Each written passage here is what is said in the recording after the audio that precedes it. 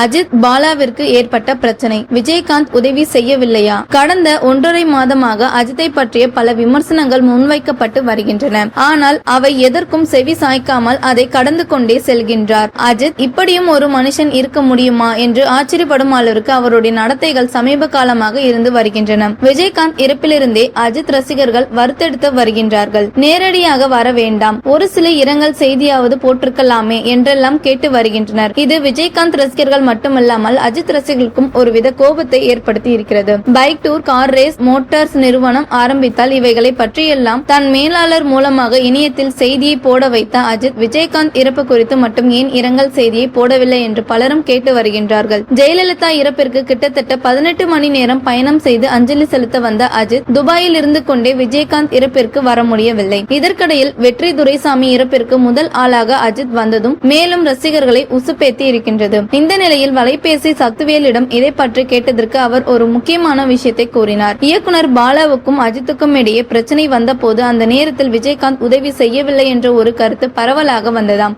அதன் காரணமாகத்தான் அஜித் வரவில்லையா என்ற ஒரு பேச்சும் அடிபட்டு இருக்கிறது. ஆனால் உண்மையிலேயே அஜித் இதை பற்றி விஜயகாந்திடம் சொல்லி இருந்தால் கண்டிப்பாக விஜயகாந்த் உதவி செய்திருப்பார் என்று வலைபேசி சக்திவேல் கூறினார்.